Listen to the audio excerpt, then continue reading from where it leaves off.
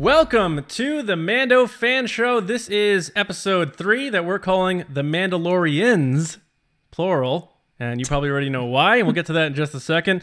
But thanks for joining us. I'm John, James and Lacey with me as always, and we have a special guest joining us today from the Geeky Bubble podcast. It is Jonah Marie Macias. How are you, Jonah Marie? I'm doing well. How are you guys? Thanks for having me, by the way. Yeah, we're so excited. It's going to be fun. Yeah, so yeah, it's funny. You and I have never interacted before. I know you and Lacey probably have, and maybe James on Twitter or something like that. But it's so good to finally have you in our little resistance base here to talk about The Mandalorian. And based on your reactions that we saw, because you saw it, I guess for our audience, you saw it before us at a fan event, right? Yes, I did. I saw it at a New York City fan event, and they were screening episodes 1, 2, and 3, as well as the live stream, which was pretty neat to see in a movie theater. So yeah, that was quite the experience. Wow. Now, since you saw it on a big screen, did it feel like you were watching a Star Wars movie, or did it still feel different? It felt like I was watching a Star Wars movie. Sadly, they didn't have it formatted as a movie. It just went from intro, episode credits, intro, episode credits. Okay. So they weren't formatted like the Star Wars The Clone Wars episodes would be in a movie form. But yeah, it was still very cinematic and gorgeous on the big screen. That's awesome. Oh, and also you don't want to cut out those end credits. They're pretty cool to listen to. Oh, I know. Yeah. So, yeah. Because it's funny, like when you see the 37 minutes and then the show ends at like 33 minutes and you're like, well, I can just chill now and watch the concept art and all that stuff and listen to the music. But okay, so what we're gonna do first, this is about chapter 3, the sin of the Mandalorian. We're going to first get into a quick poll. Now Carl Weathers had revealed that Baby Yoda, or Tiny as we call him on the show here for This Is Not Yoda, has a name. So there is a name eventually coming down the line. But we said until we find out, we want to make sure you guys were cool with us calling him Tiny, because sometimes if you don't like something and we keep saying it, it might get annoying. So, but it turned out 83% of our viewers did like the name Tiny. So we're going to stick with that for now as we move forward here until we find out his name's like Steve or something. Like, I don't know. Who knows what his name is. But all right, so now, yeah, right, Yiddle, Yodel, Yaddle. I'd love for it to get like a Mandoa name or something. Like if they introduce Mandoa into the show, give him a cute little Mandoa name. Yeah. That would be cool for sure. Or get him little armor too and everything. Oh yes, perfect. Little armor. Yeah, with the ears stick out the sides. Okay, so what we usually do here is rate the episode. Each of us give a 0 to 10 rating using Pedro Pascal faces, because we feel like we might not see his actual face in the show, so we show it here thanks to Lacey's excellent graphic works right on the screen. And if you're listening on audio, just picture a bunch of Pedro Pascal faces lined up here. So I'm going to run through our scores here. Well, actually, let's just go through one at a time. I gave this episode an 8.5 Pedro faces out of 10. That's currently my highest score. I had an 8 for the first episode, 7.5 for the second, and I'm bumping back up to an 8.5 on that. Jonah Marie, what did you give this episode? I gave it 9 beautiful faces. They are pretty beautiful. Beautiful faces. Would you say this was your favorite so far? Yes. Yeah, definitely my favorite. Okay. So you haven't given any 10s out yet? No, I have not given out a 10. Okay. All right, great. Now, James, you have typically been on the lower scale for us so far. What'd you give this episode? I give it an 8, and if you look at our scores, John, we're like 0.5 away from each other. We always are. Like here, and here. Yeah, we've been consistent. So I actually feel like I picked a good number for that first episode, which is, right between 5 and 10, 7.5, and then I've been able to kind of bounce around. Yeah, definitely. But this one was my favorite so far. I agree, and Lacey, what did you topping the charts here? What'd you give the this face episode? I made when James just said that is because he's like, well, I was pretty smart about it and gave it a reasonable score. Meanwhile, Right. I'm over here like, the first episode is a 9, and then now I'm Yeah. stuck between stuck. 9 and 10. Right. Because I'm like, Yeah, I actually wasn't even thinking about you, Lacey. I was thinking about John being the same as me, but a little bit higher. I Right. totally forgot. A little bit. no You were, worries. like, on the That's why way my higher. face was like, oh no. Because we haven't even met Kara yet. So I gave it a 9.5 because it was better than the first episode, but I'm like, 9.5 out of 10 in Lacey. You know what's out of 10? No breathing Lacey's out room. of 12. I really like this show. Lacey wants to get on the back of the Blu-ray cover. That's what she wants to do. Yeah. Okay. Even Jon Favreau's like, really? A 9.5? It's like a 9.5. And it'd just be okay. like heads of Pedro Pascal with Lacey Yeah. under Lacey's name underneath. That's it. Yeah. Her face underneath it, like pointing. Oh man. Yeah.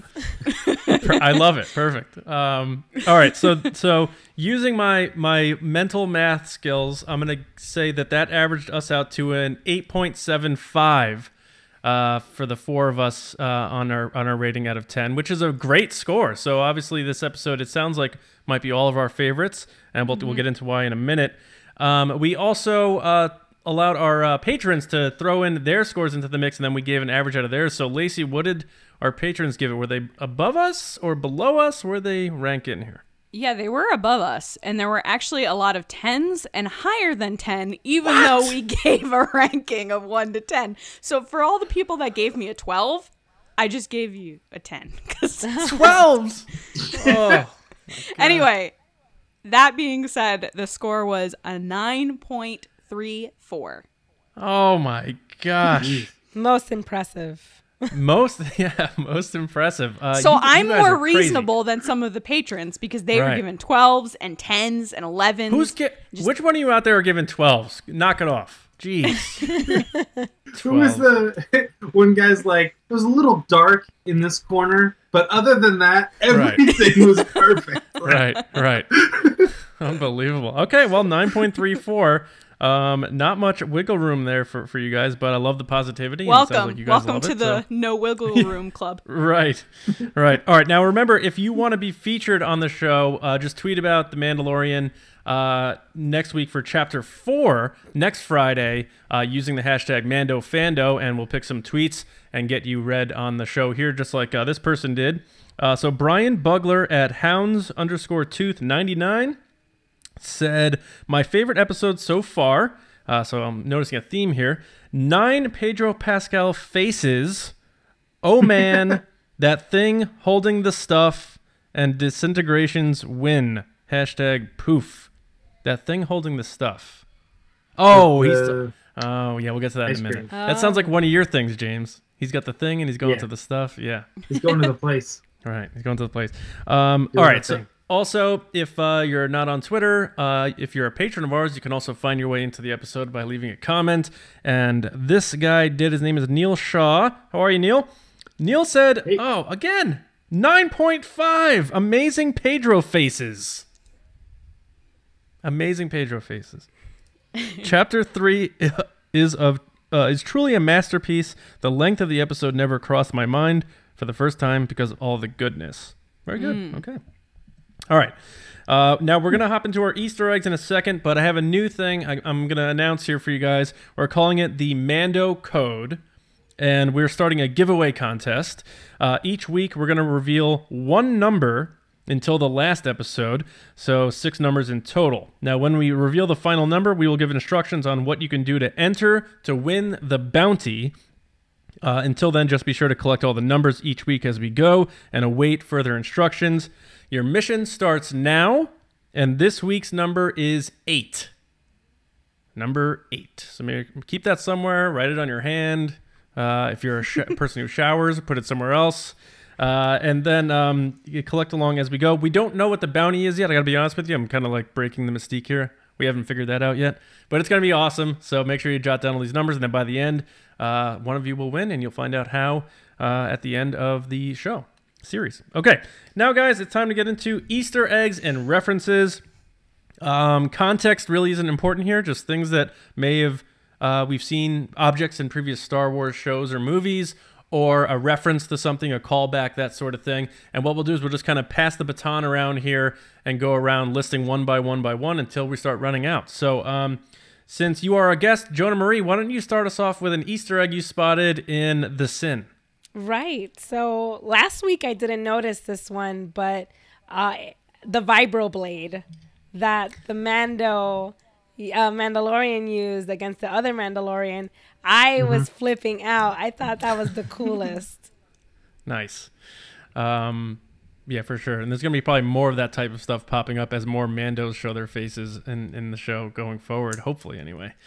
Okay. James, what do you got? Let's see here. Well, you guys were trying to get this one out of the way, the ice cream machine? Get it out of the way. Get it out of the way. Yeah. So the ice cream machine, obviously, the Wilro Hood thing, they brought it back. We knew it was happening because of the Instagram post way back when from Jon Favreau. Right. Lacey, we were talking before this. You mentioned that you didn't know the name of it. I didn't either. It's called a Camtono. And what's interesting about that is that Carl Weathers in this episode says, get yourself a Camtona of spice, and by the time you hit hyperdrive, you'll have forgotten all about it. So it's a second reference to the ice cream. Wow, so it's a multi-purpose, just kind of like carrier stuff. I just found it interesting. Yeah, it's just carry anything. Because now Empire Strikes Back, it makes sense why the guy's holding on to it and running around with it. Because you're like, oh, well, it's got to be carrying something valuable. Which before we were like, drugs. he just Drugs. carrying something.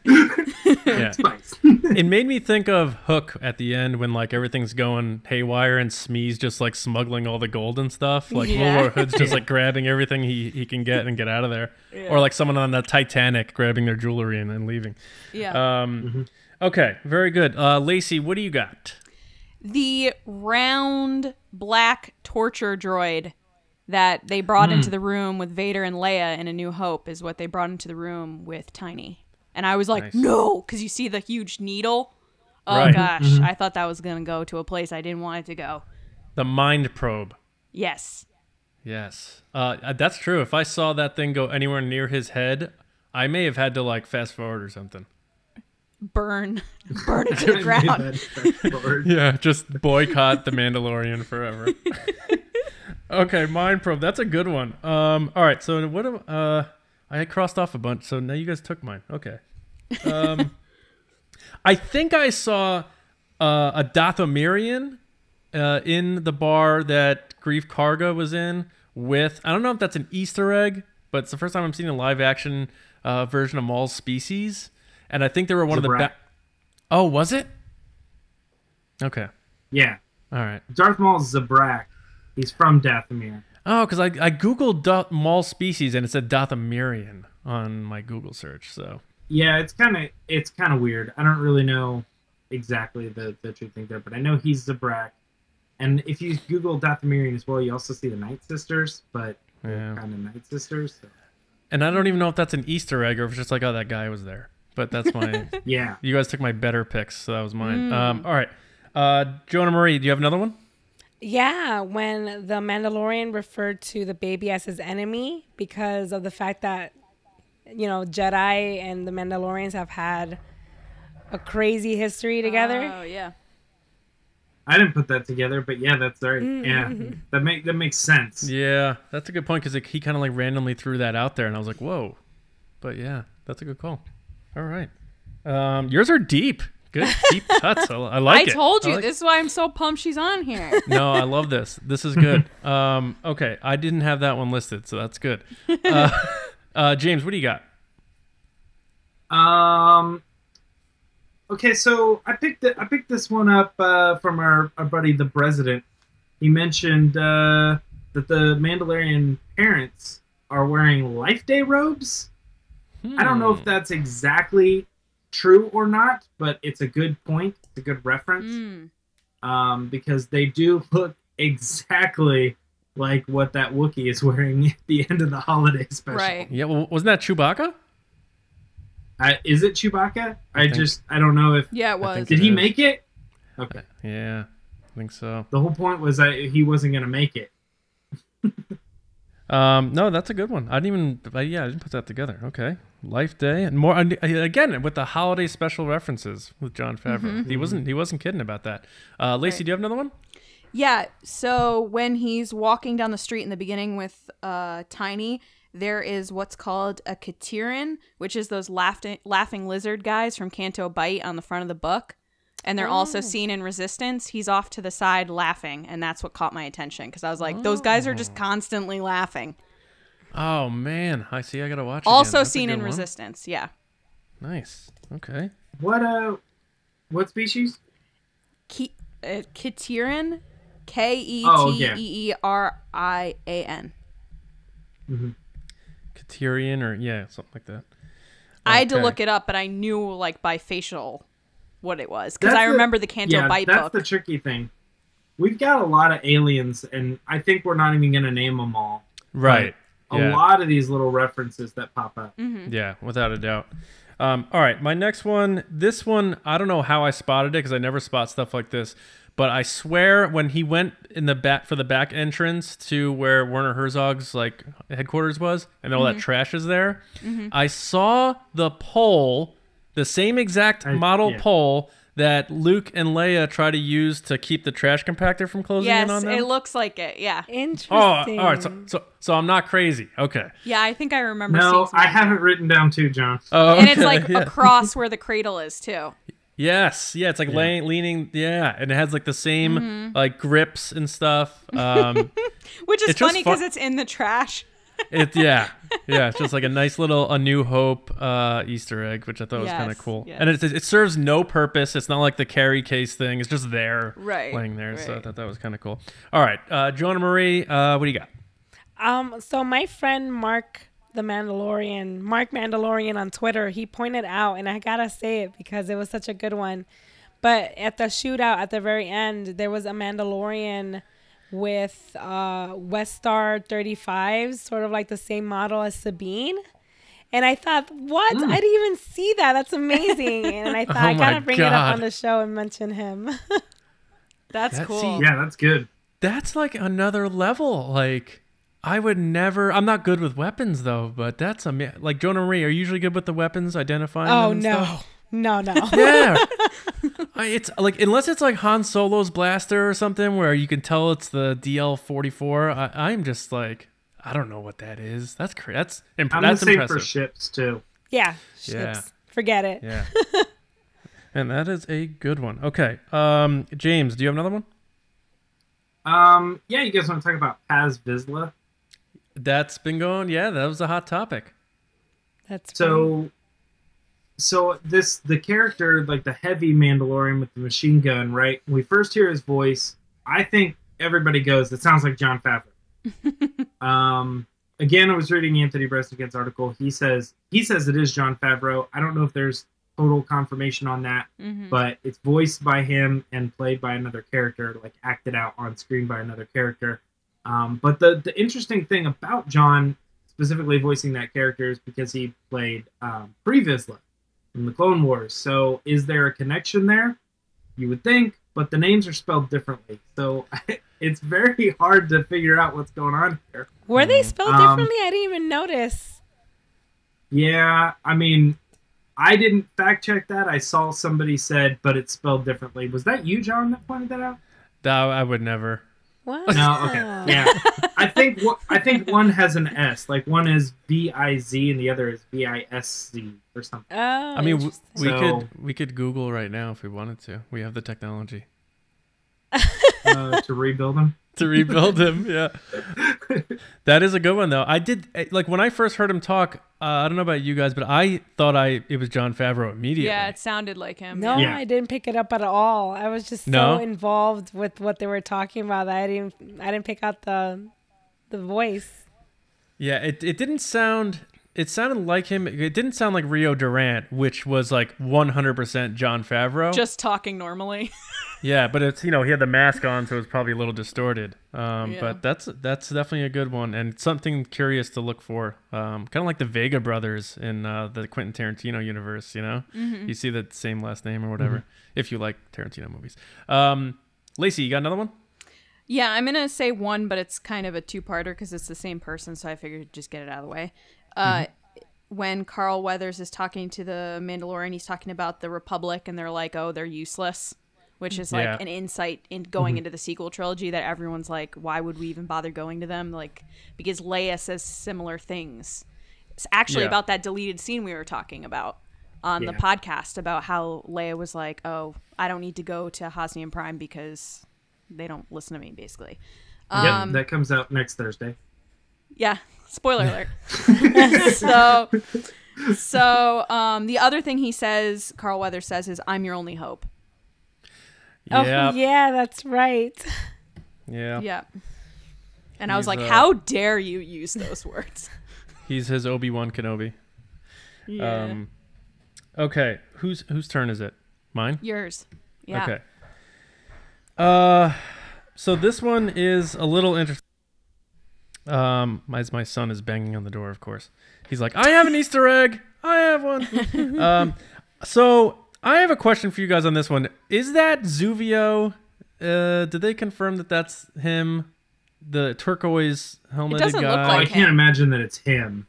Okay. So maybe there's other guys who he affiliates with that dress like him or like a clan. Yeah. But that guy says to the Mandalorian, Ichuta, which is what that protocol droid said to C-3PO in Empire Strikes Back. Which obviously doesn't sound like it's clean language. It's probably some kind of like, you know what? Swear word. Yeah. Yeah, exactly. So when I heard that, I was like, oh, I know exactly when that took place. So that's another one there. Okay. Any more, Jonah Marie? Just Grief Karga saying the Twi'lek, he said, healing baths, I believe it was. Yeah. Yeah. Yeah, that wasn't a good image in my mind. No. Yeah, I was a little curious what he meant by that. Sounded a little risque to me. Yeah. Yeah, right. Okay. I don't have many more left. James, what do you got left?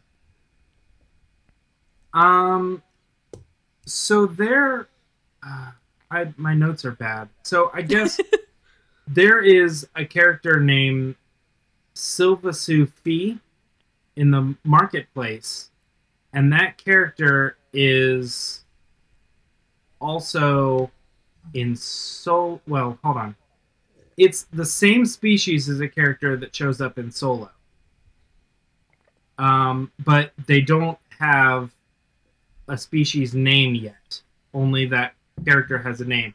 The reason I question if it is in fact the character from Solo is because there's also a Rodian that is confirmed to be one of the Cloud Riders. The yellow guy? Yes, the yellow Rodian, and that's why I said my notes are bad, because I don't think I wrote that character's name down. But that is confirmed to be the Cloud Rider from Solo, and they blow him up. Yeah, okay. Wow. Okay. So there's potentially two of the Cloud Riders, which sort of makes sense. But I can't guarantee the other character is the same one.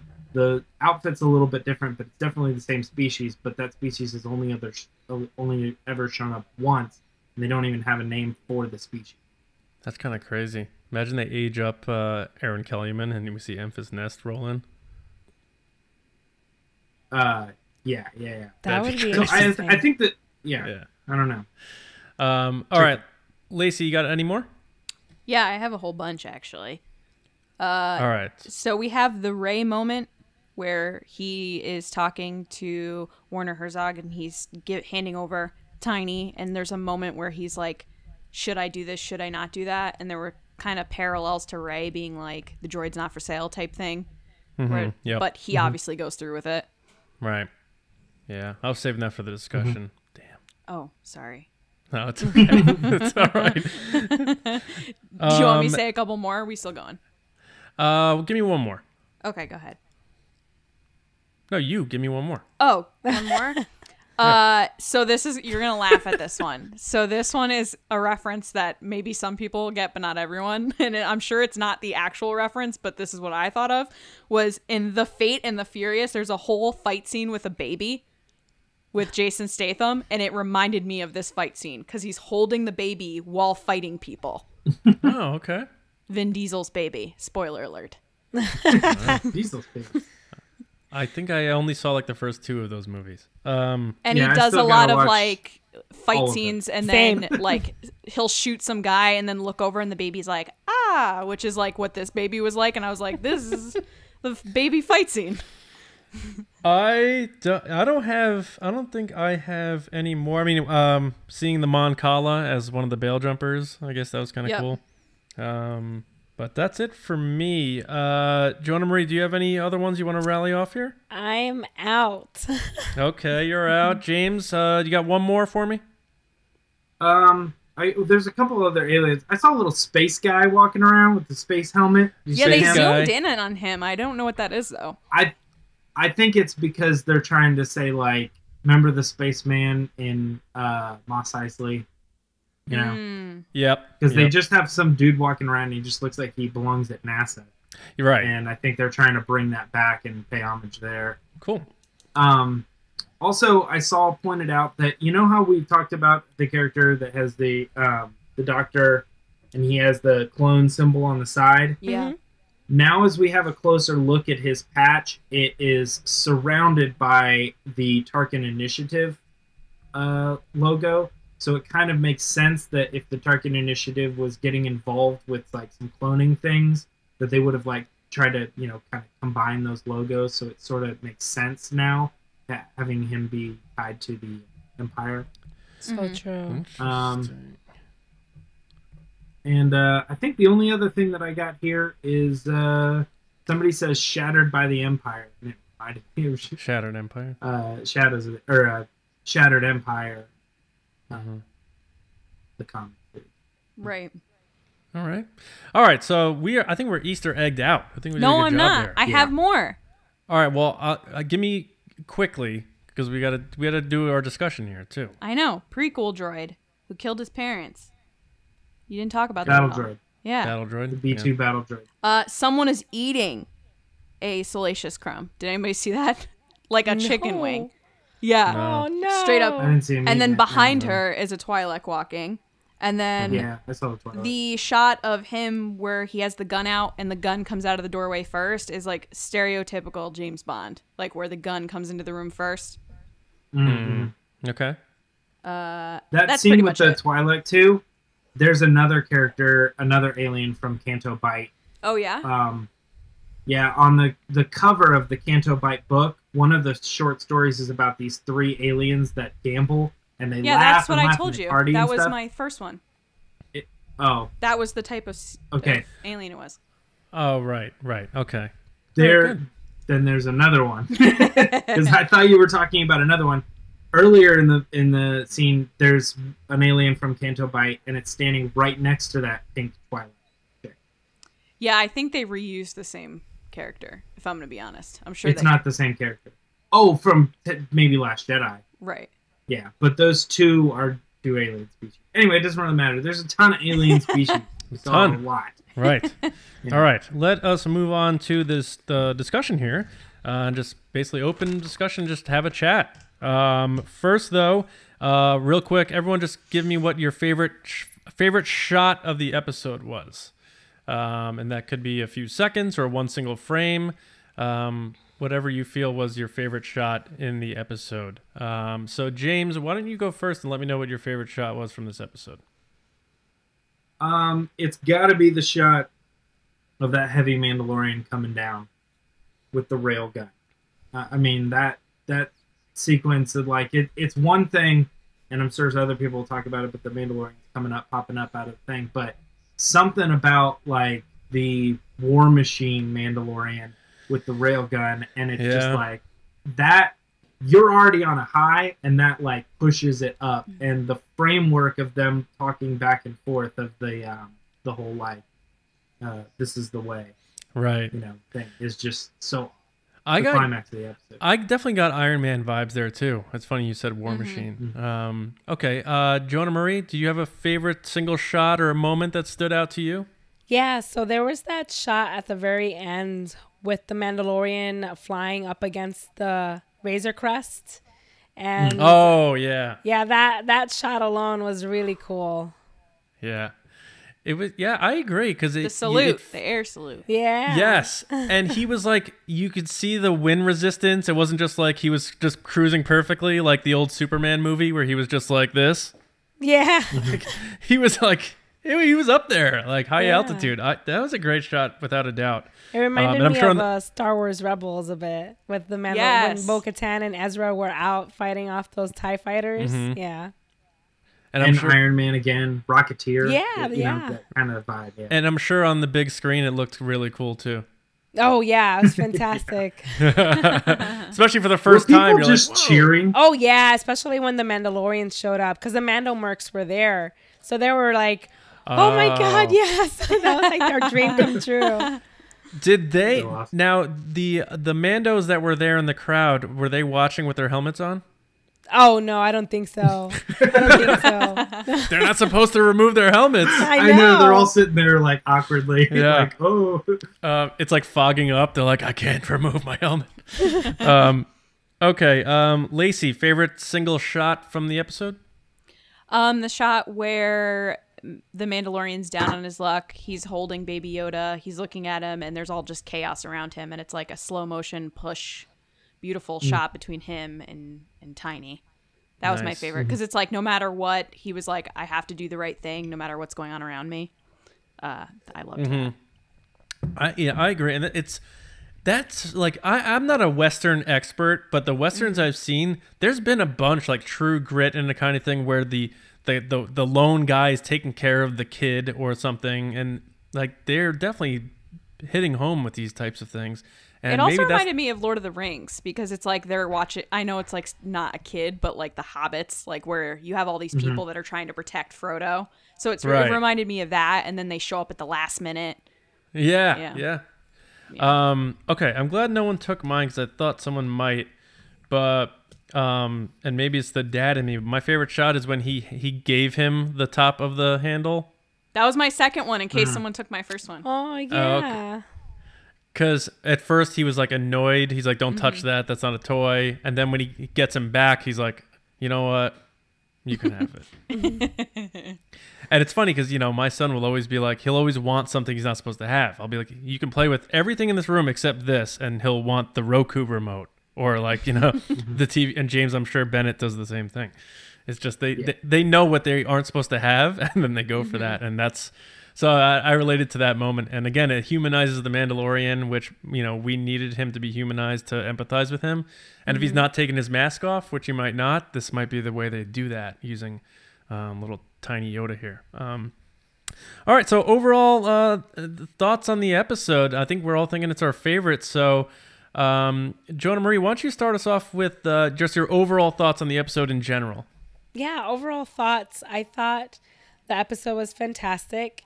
And as much as I love it, there was a few details about the Mandalorians that really broke my heart because Star Wars Rebels did a great job at picking up some of those storylines from Star Wars The Clone Wars. And with them ending it with Bo-Katan, they kind of gave me some hope. I'm like, yeah, the Mandalorians are going to do this. And then the Mandalorian comes around and the Mandalorians are just in hiding, and it breaks my heart. So as much as I love it, it also it tears me apart. Yeah, that's a good point. I wonder if they're like, what's the state of the planet Mandalore at this time? Do we know? That hasn't really been explored, right? In this era? It hasn't. No, it hasn't been explored, and I'm curious whether it's just even more ravaged than it already was because of the Beskar mining, and you know the Imperials looking for that mineral, that particular mineral might have just destroyed the planet altogether. Who knows? Maybe it looks like a Concord Dawn where it's part of it is just like in pieces. So, or like Jetta, yeah. Or Jetta, yeah. Like we just don't know both politically or physically what it looks like. Yeah, that'd be interesting. I wonder if they will explore it. I don't know. James, you're huge on Rebels and Clone Wars, so you like more than me, I know. Like, what's your vibe on? Well, to piggyback off of that, yeah, I think they haven't really told us what this whole Great Purge thing. Yes, thank you. Oh, right, that's what they. Yeah, yeah. So I think there's something in there where they're trying to kind of set up, like, if this show's good, we could tell more stories about the period of, like, when the Mandalorians looked like they were finally starting to get a rhythm back. And then we see them again, and they're, like, down in the dumps. So it's like, well, what happened? You know? Sure. Also, too, that the whole thing, I mentioned it earlier, but, like, this is the way. Like, that, I think, was, like, really awesome within the episode. But it did make me question, like, why did we never hear that Rebel? You know what I mean? Or did we? Like, what? I mean, if Sabine, like, was fighting with, she's practicing with the Darksaber against Kanan Jarrus, and she goes, well, we got to do it because this is the way. Nobody would have blinked at that. You know? Who knows? Maybe true. a rewatch of Rebels will be like, oh my God! You know? I think this like, there's probably a lot of little things like that. Yeah. I think This Is the Way is something, it's a product of the purge, whatever that was, and the fact that they're being forced to live this very extreme lifestyle. And, I like that. Yeah, and I think that's just, you know, like the fact that they don't take off their helmets, like we saw them take off their helmets in the Clone Wars and Star Wars Rebels. So it's really weird that they're taking on this very hardened way of life because it's meant for them to be stronger. And it actually reminds me of a quote that Ursa Wren said in Star Wars Rebels when she said, perhaps Mandalore needs chaos if it's to become strong once again. And you know, maybe this is their chaos. They're living in this chaotic timeline before they can become strong once again. Wow, that is really good. Thank you. This was the episode for you to come on, because if you came on our show for chapter 2, you wouldn't have been dropping all this. So this is like the perfect. You'd have been like, yeah, that egg looks gross. Yeah, like that egg. So how about that Cadbury egg? Yeah. No, I mean, it's I really enjoyed the episode a lot. It was my favorite without a doubt. It felt a little claustrophobic. Like, it was big action, but I felt like I kept wanting to be like, all right, now where are we going from here? And it just kept staying centralized to that little, like, hub, that area. But I mean, that's a bit of a nitpick. You know, again, you know, like I said about the Tiny thing last week, Jonah Marie, I had concerns that Tiny may be stealing the shadow from the Mandalorian a little bit. Yeah. And I joked, I'm like, well, are they gonna, name this show like Baby Yoda now? Because like everyone's talking about him, and they're like, where's the Baby Yoda toys and all this stuff?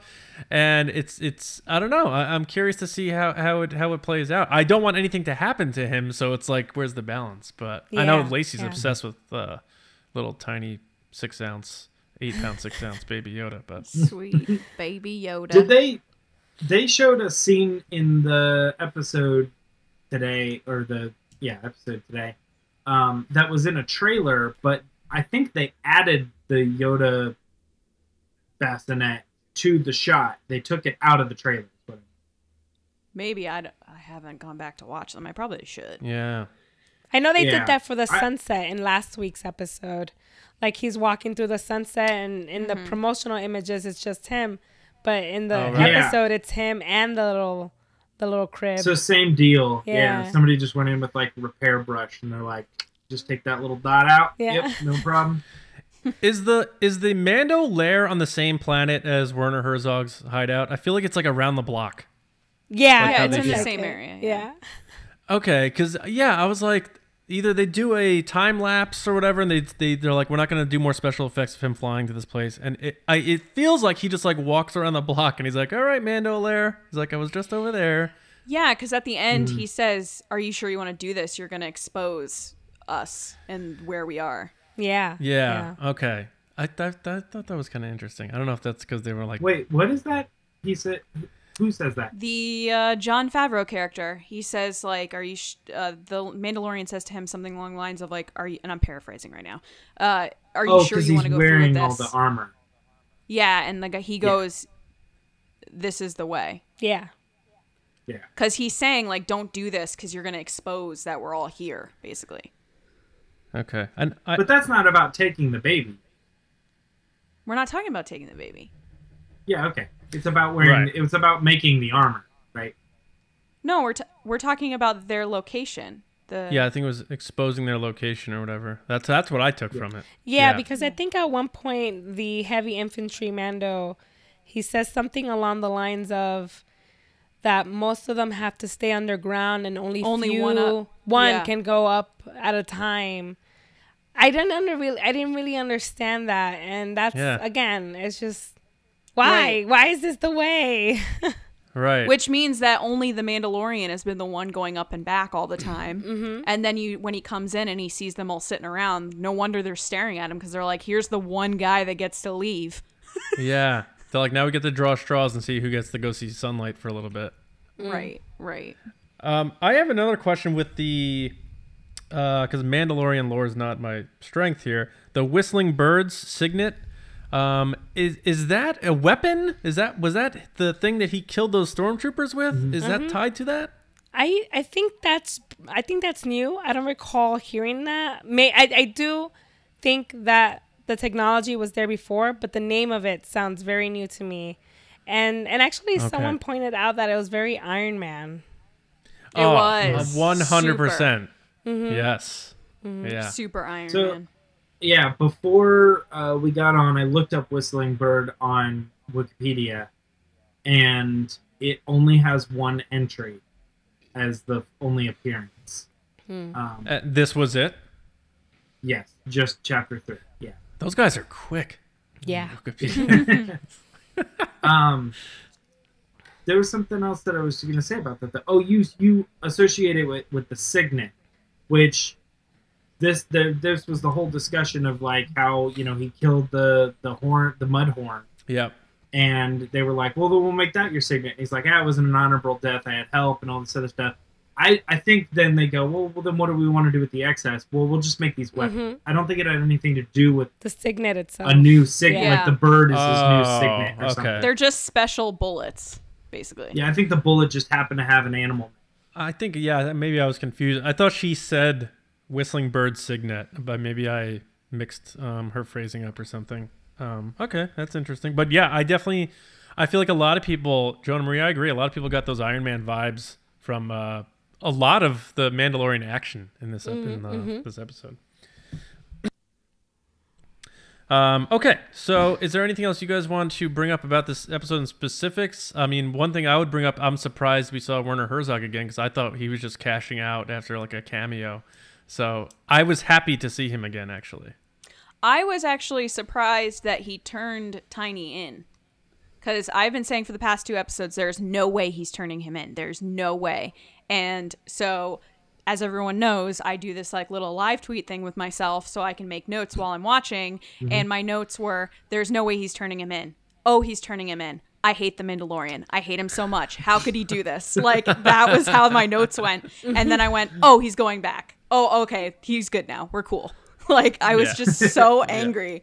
But yeah, no. And then the whole ending, which I feel like what example am I pulling from? I feel like it was done in Deadpool 2, where he gets shot, but he doesn't really get shot. It goes into some type of metal item that blocks the bullet. I think that happened in Deadpool. Future? Back to the Future, Deadpool, wherever. Yeah. It's like they're wearing something. Yeah. I thought he was dead. I thought he was dead. Yeah, I'm with you, Lacey. Problem Child. Like, Problem Child. You ever see Problem Child? He had like the lucky prune in his pocket. No. Is John Ritter? No one like John Ritter around here? All right, I that's was fine. just surprised because I was like, oh, he's dead. And then you see him kind of being like, oh, and I'm like, oh, he's not dead. Yeah. Which means that they're just going to get hunted, which we're going to get into.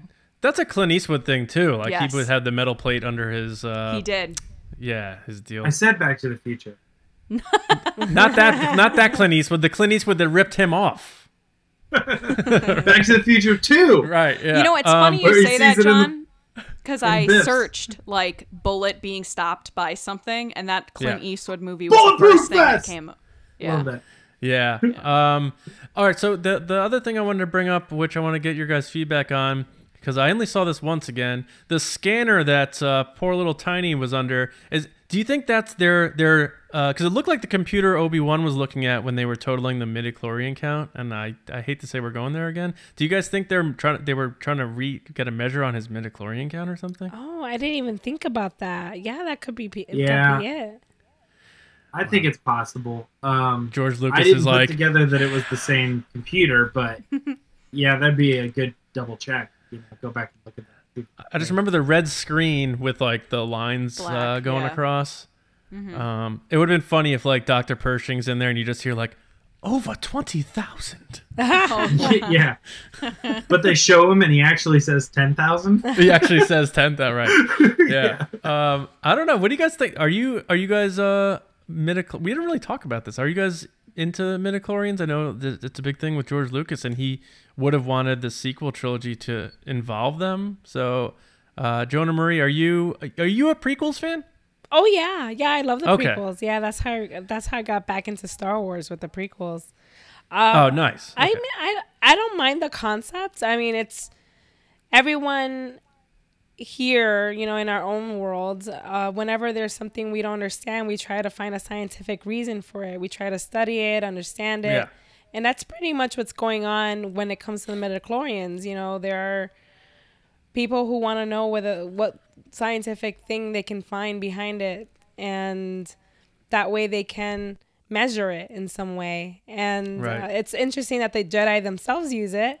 I guess you could see it as a way of them going down a path of gosh, what's the word I'm looking for? Where they kind of diverge from their just trusting the Force kind of mentality. Faith. Yeah. Yeah. Step I away mean, from there's things. it's not necessarily that all of the Jedi use it That's either. true. I'm That's pretty true. sure like there are Christian scientists and there's Christians who just rely on faith. You know, it's like there could be definitely Jedi that are like, I don't care about the midichlorian thing. That like there are some Jedi who are into that, and maybe Qui-Gon kind of falls into that camp a little bit. I don't know. It's interesting. Yeah, I wanted to talk. Go ahead. No, I was gonna say you have Qui-Gon with his little like portable reader. He's like, I'm checking your midichlorian, and then you have Yoda like, it's in the tree, the rock, your shoulder. It's like I don't think Yoda was a big midichlorian guy, but I don't know. I didn't get to say it before, but I liked Werner Herzog way more in this episode, and I think his lines to me were like it really weighed on me that like everything he says is perfection. Like every line he has is an iconic line. Because you hadn't heard them before. Yeah, I don't know who the guy is. It's a No, I'm saying all the- complicated profession. Oh, because of the trailer. All his other lines were like celebration, teaser, you know. Yeah. No, there's one here where he says, "Unfortunately, finding a Mandalorian in these times is more difficult than finding the steel." I'm like, what? Who says that? That was a great impression, I'm by the like- way. That What was pretty poet good. wrote that? You know? Like, Yeah. He's also ruthless. It was very clear that Yeah. he was like, mind your own business. Yeah, he did not like the Yeah. Mandalorian questioning it. Right, and he correct me if I'm wrong, had no problem if he confirmed termination, right? And he wanted to terminate Yeah. Baby Yoda later. He was like, just kill it. Yeah, so it's like they're we got to figure out what's going on with him. the and motives, the, yeah. and the scientist, yeah. well, he's wearing the Empire logo around his neck like we talked about last week, I think. This Persian guy claims, unless he was just saying to save his own tush, Right. I'm the only thing that could save him or whatever, you know? So Right. is he being forced to do something against his will, this doctor guy? I don't know. It's all very mysterious, and I'm curious what happens. But do we want to speculate on what's going to happen next week? Yeah, let's get into it. Yeah. Okay. So, are we getting Gina Carano next week, please? I would hope so. I hope so. Yeah, it's desperately needed I think so, at this right? point. Yeah. Yeah. Episode 4 is Bryce Dallas Howard. Oh, yes, and we I know think that she- she contributed to that character. Yeah. Yeah. Yes, so I she think did. That's good. Okay. Now, this is Bryce Dallas Howard's directorial debut, I think. I think so. Yeah, I might thought be. she did an I'm not independent film. Oh. She may have done I don't a know short then. film or something, but She might have filmed this first. I don't remember.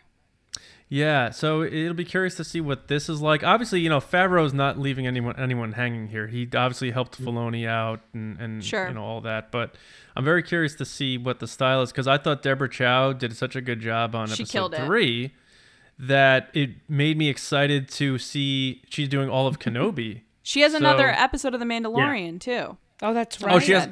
Oh, she does. Yeah. I think she has She one has two, more. yeah. Yeah. Do we know who does the last episode of Mandalorian by chance? I think it's Taika Waititi. Yeah. He has the final episode. Yep. Yeah. Ooh, that's interesting. Okay. IG-11 coming back? Oh, I have no idea. Maybe. I like that character. All right, so Jonah Marie, what do you think may happen next week? So I'm thinking he has to find a place to lie low. Maybe he knows someone, and that's how he happens upon all these other characters. But it's funny, I also think that where he ends up going, it might be the same place where Giancarlo Esposito is ruling over. So, now that we know that the Mandalorian has a heart, he's not heartless. I like to Right. think that maybe he feels compelled to help these people in whatever situation they're in. So, yeah, I don't think like that's that. all going to go down in episode 4, but my stream of Okay. thought, I had to carry it out. Right. I like that.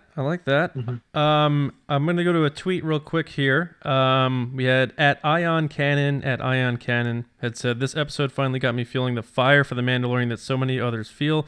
I'm relieved to know that Kenobi is in such capable hands. Mando Fando. Sorry I had to get that out there. But a good tweet though, for sure. James, what's happening next week on this show? I'm scared to say what I think because I read it from like a speculation, on like a discussion of the episode, Yeah. and somebody said it, and I'm like, I feel like that has to be it. Like that is so perfect, it almost makes me feel like if that's it, I'm like, dang it, I ruined it for everybody who listened to this episode. But it's just a guess. But I think, if not even specifically the next episode, I think what they're showing you is the process of what happened in the past when he was a kid, and now he's like closed in. I think that he's going to be rescued by Yoda. Oh, man. Oh, my Oh, gosh. Wait a minute. Hang on now. him like little kid Mando in the Little kid Mando loses his parents and then is saved by Yoda the Jedi, and that is why he's so thrown off guard when he sees the baby. Whoa. I like Oh this. man. Wait, all right, so timeline wise, how old do we think the Mandalorian is? Oh. 40-ish? 45-ish? Yeah. Because he looks like he's I mean, we 10-ish. don't really have anything to base it on. Yeah. Yeah, I would he's put a him in his baby late- in the Clone Wars. I would put him in his late 30s, early 40s, probably. So we're thinking, is that Clone Wars era or like Revenge of the Sith We era? know he was a baby during the Clone Wars era. Yeah, Right. he was like 8 or 9. Yeah. Yeah. Looks Okay. it, yeah. We're seeing battle droids and other That's things. that's interesting, James. That is very interesting. I can't take credit for it. I was just browsing through and I was like, that's dumb, that's dumb, that's dumb. That has some merit. And then I saw this one and I was like, dang, that's pretty good. Oh, so you didn't come up with this? Someone else came up with No. Yeah, I read it, and I was like... I thought you just came up with this. No, I said that when I was like, I'm almost afraid to say it because I feel like that's, so good. Yeah, but that's interesting. We'll see. I don't know. Okay. Wow. Mine's way lamer. Okay. Lacey, what's happening in chapter 4 of The Mandalorian? Well, I came up with these ideas on my own. I didn't cheat. Oh, snap. That's not cheating. Snap. It's a little cheaty. No. So I think that we've been seeing hints and stuff that obviously Carl Weathers is like super mad at him. Obviously, tried to kill him. So he's going to send all these people after him. Oh. And then I think we're going to get, maybe not in this episode, but in the future episodes, I think Ming-Na Wen is going to be the person that's hired by the Empire people to go look for him as like the best of the best that goes looking for him. Mm-hmm. But and Bill Burr too. Yes, Bill Burr. Like, I wrote that down. In that. Yep, I wrote the Twi'lek down too. Like those are like they go to this team of people of who's going to go after him. Yeah. And then I agree. I think he's going to end up on this planet that Gina Carano's character's on. And then they're going to bond over someone attacking them, which makes sense if it's Giancarlo Esposito, that they're uniting over that. And then they team up together. All right. I dig that. Because they were rolling around in that clip we saw. Like, that's how they get introduced to each other. So that's where that's my point. That's where I think we're getting into they run into each other. Yeah. I think she has an agenda that she's doing. And he obviously has, he's on retreat, and they're going to clash due to misunderstanding. Yep. Rolling around. She's going to think he's there to, like, kill whoever she's with, and he thinks that she's another bounty hunter after tracking Tiny. Him. Yes. Yeah.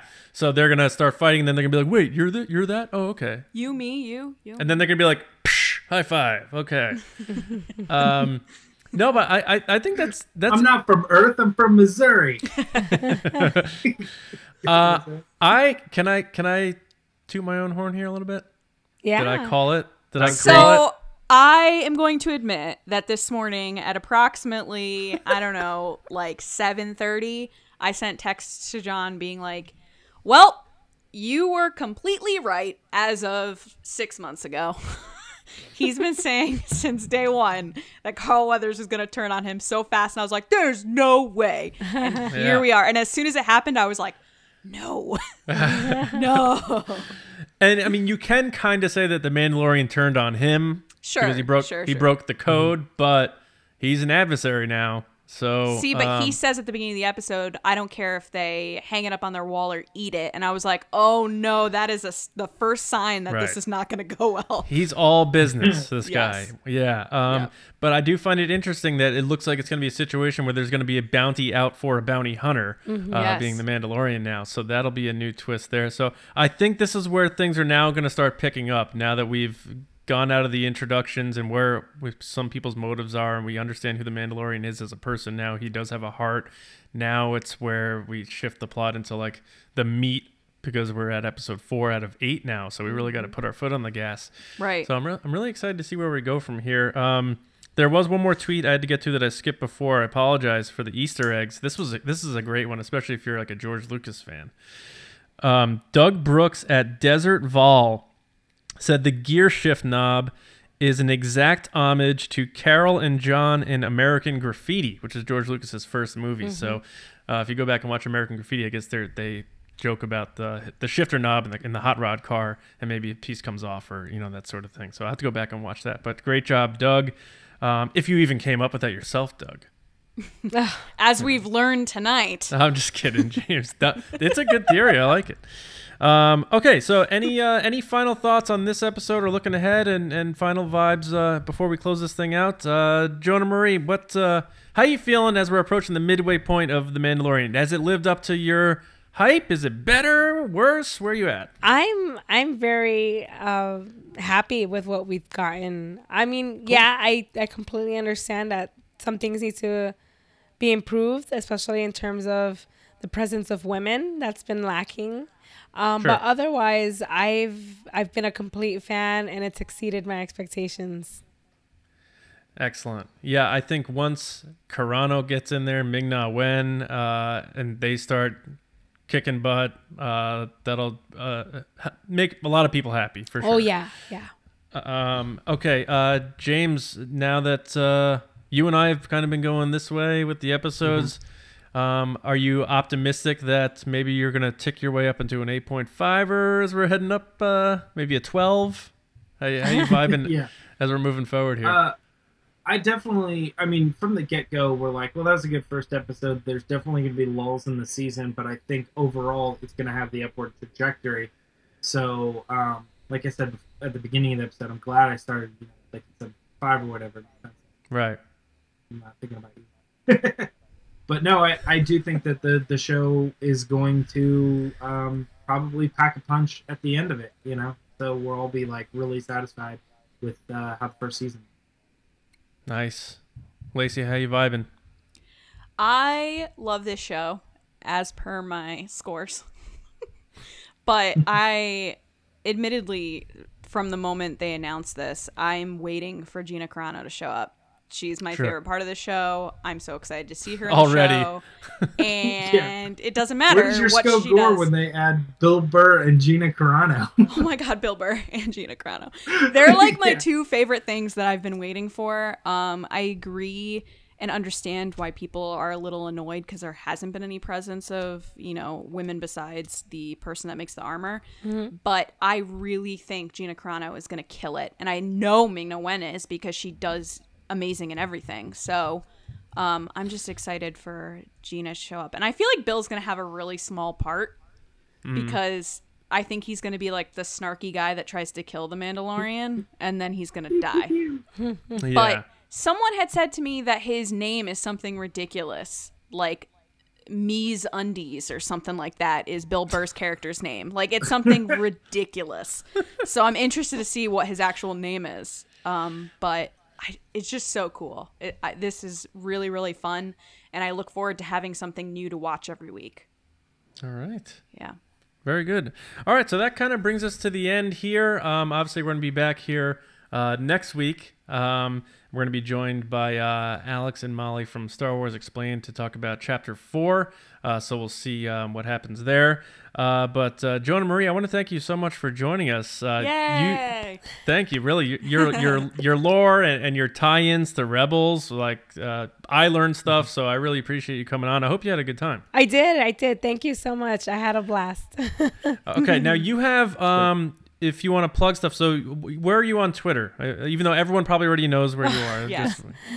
So on Twitter, I'm at Blue J Guys, and J Guys refers to that symbol that's on Rex's helmet. And so you can find me there. You can also find my writings at radicalgrid.com.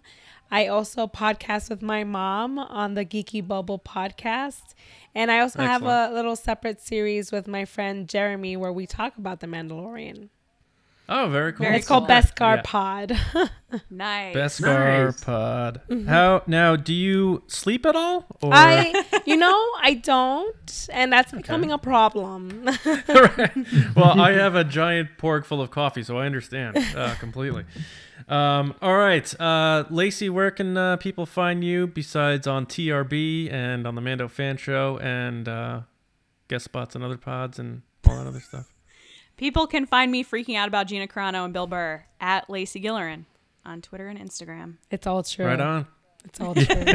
Right. All of it. James? You can find me on Twitter and Instagram at Meyer Trunks. All right. And guys, make sure you're going to Star Wars News Net every day for your Star Wars news, reviews, editorials, information, and more. Every time we post an episode of the Mando Fan Show, which you can also find on Star Wars News Net, we also have written reviews by the staff. Kyle Larson did the written review for this chapter that we covered today. the Sin. So check out his written review and see if he gave a different take than ours. See if he maybe rated it lower than Lacey's 14.5 that she gave. Imagine when Bill Burr's here. 25. 25. And you guys can also find us when the base is open on the Resistance broadcast, obviously every Monday and Thursday. If you're just finding us via the Mando Fan Show, we do podcast about Star Wars in general twice a week, Mondays and Thursdays, on Apple Podcasts, SoundCloud, Spotify, and YouTube. So subscribe and check us out there. I want to thank our patrons over at patreon.com/Resistance Broadcast. Literally the reason why this video exists and that we can take the time to do it and all of that is because of your support. So we want to thank you all very much for that, especially our generals who I am going to miss you on this upcoming Monday, so I'm going to make sure I get you guys right here.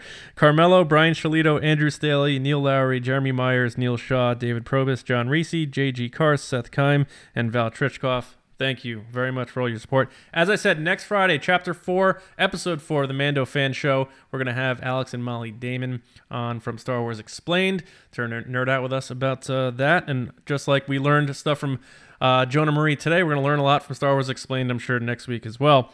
So thanks for watching, listening, being Mando Fandos. Keep using that hashtag Mando Fando. And we will see you next Friday. Talk about Chapter 4. So we'll see you around, kids.